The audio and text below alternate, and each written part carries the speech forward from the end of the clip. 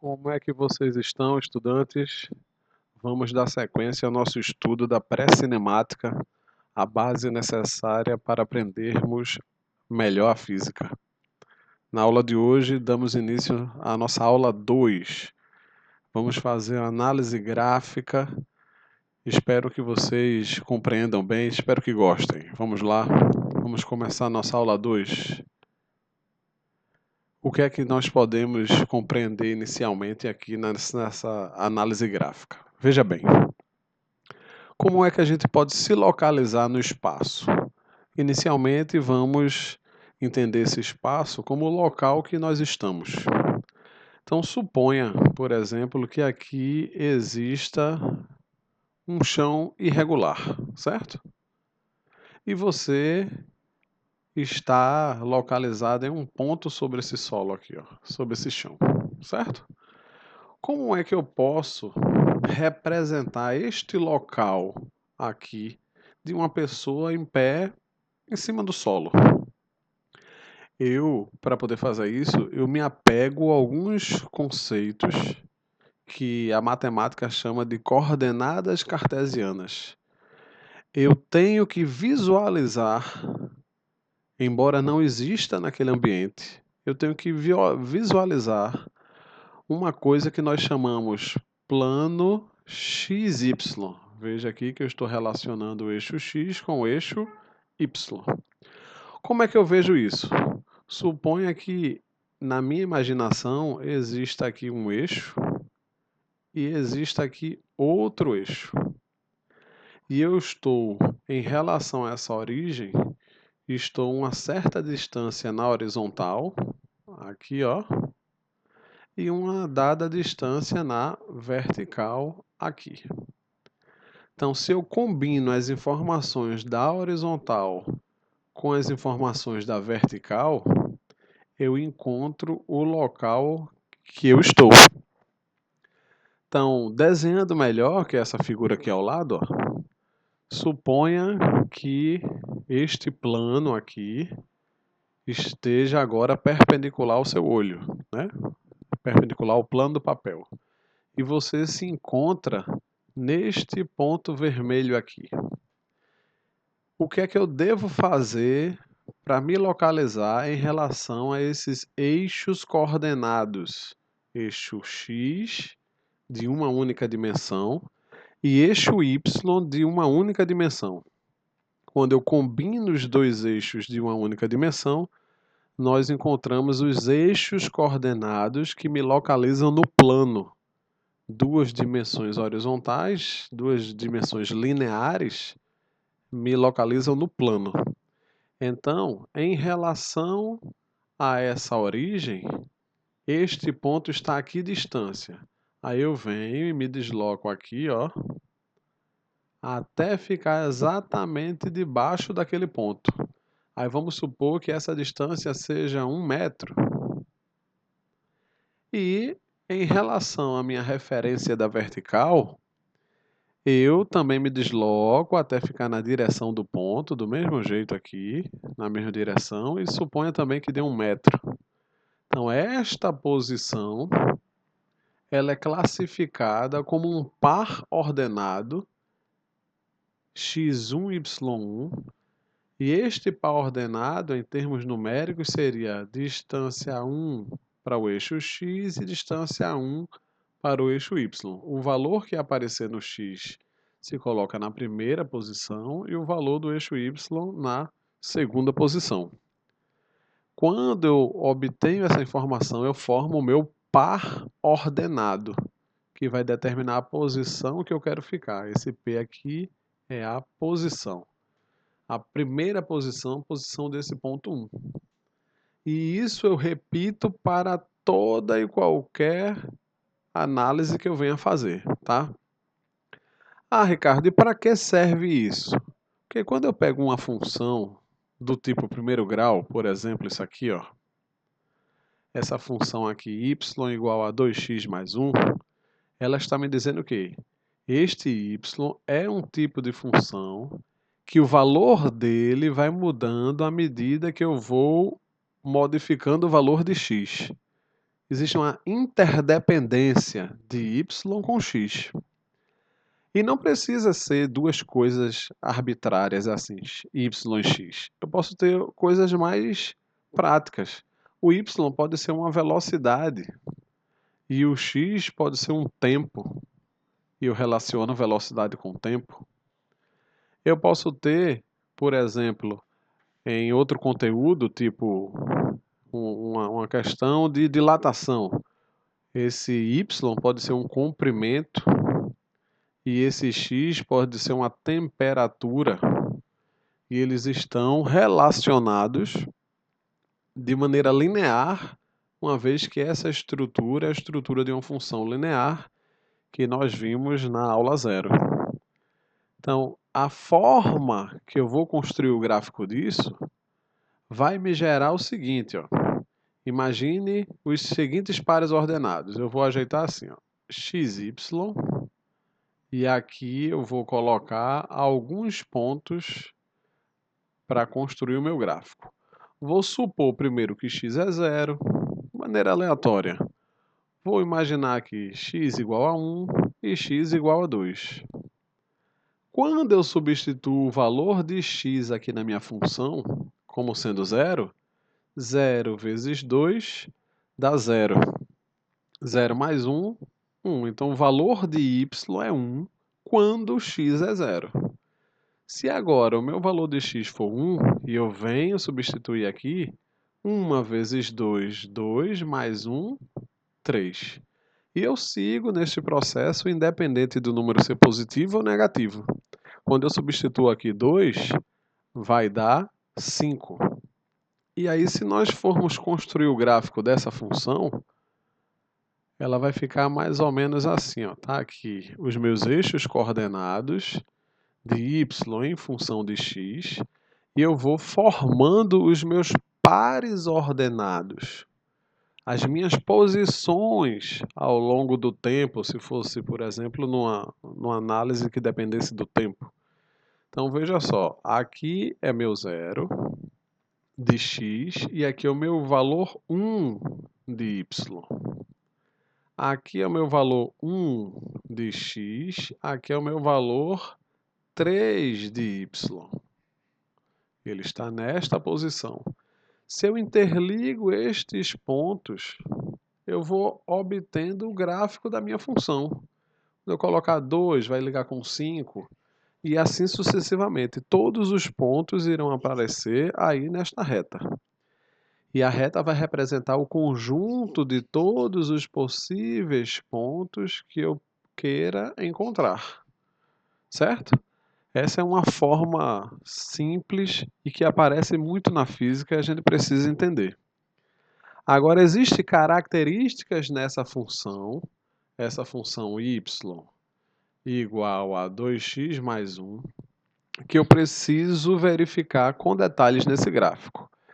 Veja, este número 1 não é coincidência, ele está aqui, ó.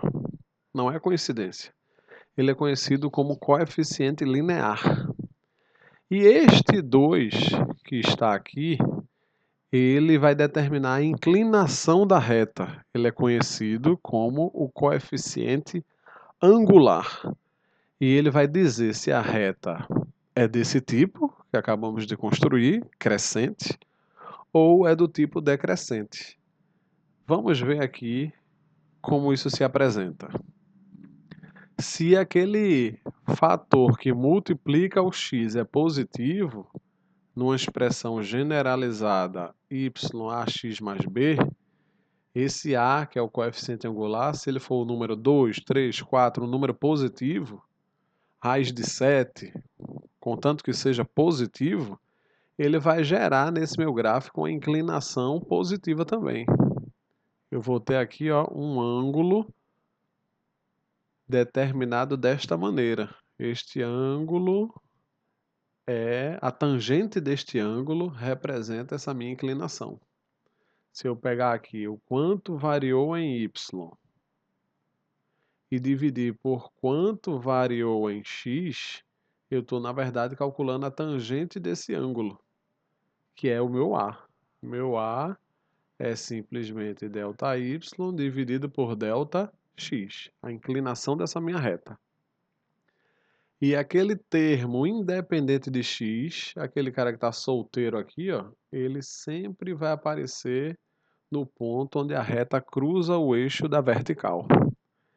Neste caso do gráfico ao lado, a função generalizada y igual a x mais b, b continua sendo um número positivo, porque ele está acima do zero aqui, ó, mas a é um número negativo, olha ele aqui dizendo, mostrando uma função decrescente. Se eu for olhar o ângulo aqui passa de 90 graus. Função decrescente. Abaixo de 90 graus, que é nesse caso, função crescente. Este A determina o ângulo, a tangente do ângulo, e o B, o local onde a reta cruza o eixo da vertical. Vamos fazer um exemplo aplicado à física para ver como isso acontece. Vamos ao problema. Suponha que eu tenha a velocidade de um carro dada em função do tempo por essa função aqui, olha. V igual a 20 mais 4t, onde o tempo é medido em segundos e a velocidade em metros por segundo, dados do Sistema Internacional. Esta relação só é válida entre os instantes 0 e 10 segundos. Eu não posso dizer que o movimento do carro vai valer para valores acima de 10 segundos. Tem que ser entre esse intervalo. E aí ele faz duas perguntas. A velocidade do carro no instante t0 e a velocidade do carro no instante t10. E a outra para a gente construir o gráfico. Então, nós vimos o quê? Que quando existe uma dependência de uma grandeza com outra, basta eu substituir aqui as variáveis e obter as respostas. Então, se eu colocar no lugar de t 0, 4 vezes 0 dá 0, sobrando a velocidade igual a 20 metros por segundo. A velocidade do instante zero, nós costumamos chamá-la de velocidade inicial. Então, muitas vezes, vocês vão observar esse V como V0, ok? E aqui está formado o nosso primeiro par ordenado que vamos colocar no gráfico. Tempo 0, velocidade 20. Vamos colocar o tempo no eixo x e a velocidade no eixo y. Ainda respondendo à letra A, eu quero agora a velocidade do instante t2 igual a 10 segundos. É comum também fazermos o seguinte, ó. Ao invés de escrever apenas v igual a 20 mais 4t, como o tempo ele está chamando de t2, vou chamar essa velocidade de v2. Poderia fazer isso nesse início aqui, chamar aqui de T1 e a velocidade de V1, certo? São opções que você tem para organizar os seus cálculos. Então aqui, ó, V2 seria 20 mais 4 vezes 10. E o meu valor V2 seria 4 vezes 10, primeira multiplicação, 40, somado com 20, 60 metros por segundo. E aqui está o nosso segundo par ordenado. Tempo 10 para uma velocidade 60. Já que estamos tratando de uma função linear, uma função do primeiro grau, que é esta daqui, ó, veja como ela é semelhante a y igual a ax mais b. Ela tem a mesma estrutura. Um termo que depende, e um termo independente, certo? Então, se ela tem a mesma estrutura, ela precisa de, no mínimo, 2 pares ordenados para determinar a reta.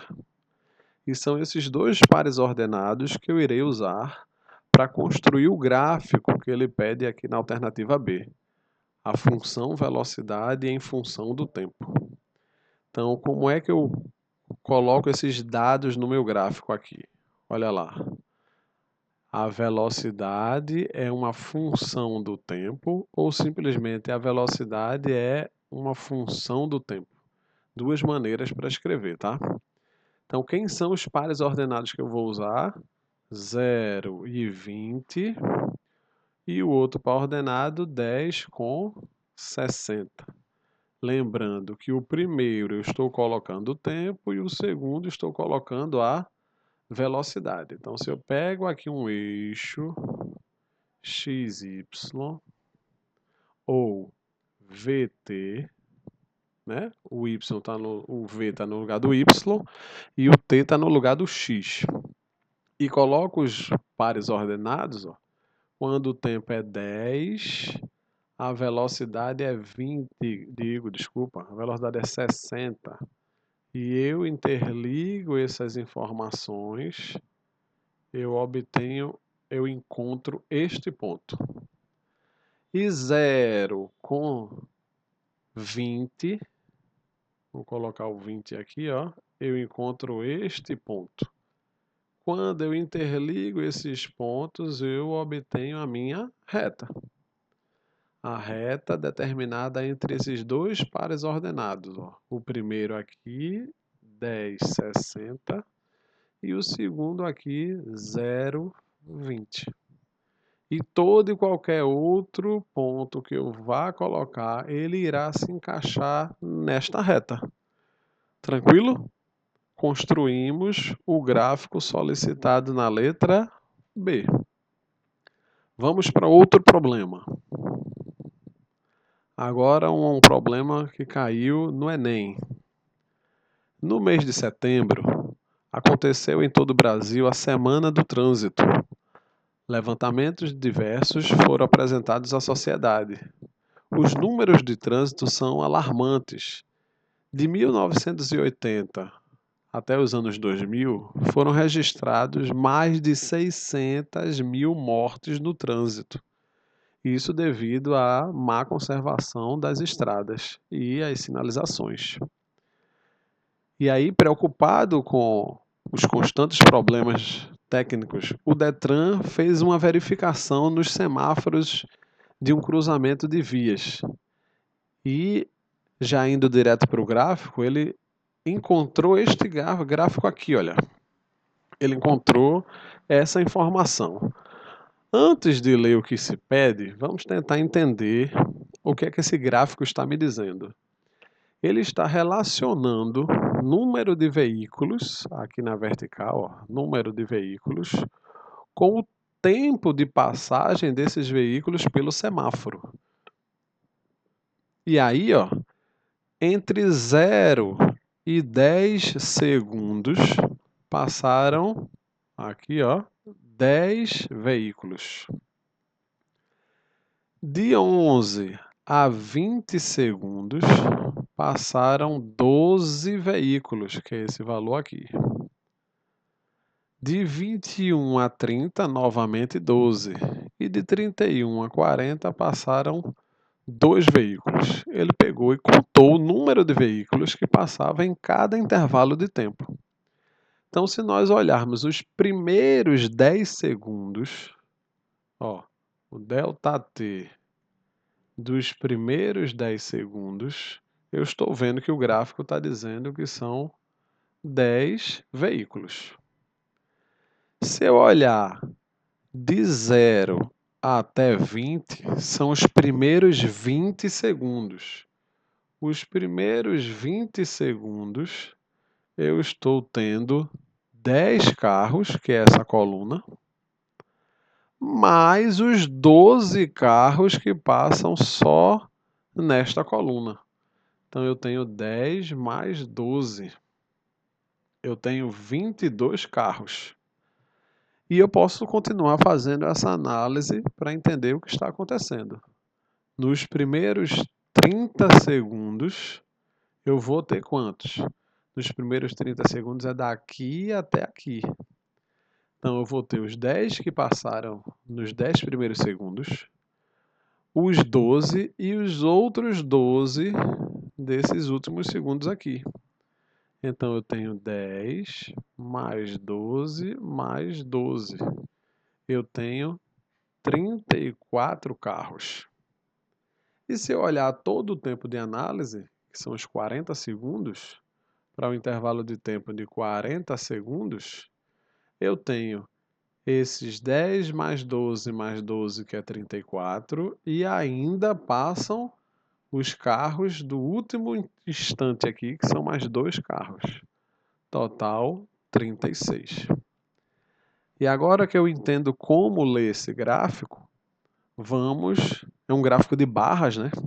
Um gráfico que não são retas interligadas, mas a partir desse gráfico eu também posso interligar.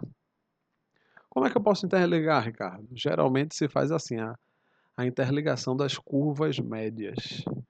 Então, essa barra tem 10 carros, o meio dela está aqui, no 5.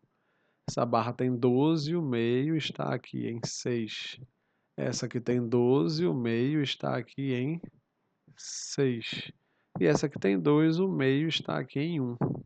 E aí eu interligo estas informações com a minha reta. E aí eu traço um gráfico de retas médias. Também poderia ser executada essa análise. Mas vamos para as perguntas. Nos primeiros 10 segundos, passaram 12 carros? Não. Acabamos de anotar aqui, ó. Nos primeiros 10 segundos foram 10 carros. Letra B. Nos 20 primeiros segundos, passaram 12 carros? Não. Porque de 11 a 12, de 11 a 20, passaram 12 carros. Mas nos 20 primeiros segundos eu tenho que somar o anterior, então passaria 22 carros. Restando para a gente como alternativa correta a letra D. Essa letra C, claro que também não está correta, né? Nos 30 primeiros segundos, 24 carros, não. Mas na D, olhe, nos 30 primeiros segundos, passaram 34 carros. Perfeito. Até o sinal fechar, 34 não, até o sinal fechar, 36 carros. Então, em média, a gente faz desta forma a análise dos gráficos, certo? Passamos rapidinho por esse problema. É um gráfico que não tem uma dependência direta de uma função do primeiro grau, mas poderíamos tentar montar retas e aproximar isso de funções conhecidas. Para esse problema aqui, o Enem, ou esse problema semelhante ao Enem, quis apenas que nós aplicássemos nosso conhecimento de leitura gráfica, independente de ser do primeiro grau. E isso é muito importante nos conteúdos que nós vamos estudar ao longo de toda a física. Tudo bem? Então, o que é que a gente aprendeu nessa aula de hoje? A gente viu que a análise de gráfica ela é extremamente importante na física. E a gente começa sempre por gráficos mais fáceis, de uma análise mais simples, e vai evoluindo até os mais complexos. Em outra aula, nós vamos deixar para vocês uma lista de problemas envolvendo os conteúdos estudados. Então, aguardem essa lista e não deixem de resolver, ok? Sem mais, um forte abraço. Até a aula 3. Tchau, tchau, pessoal.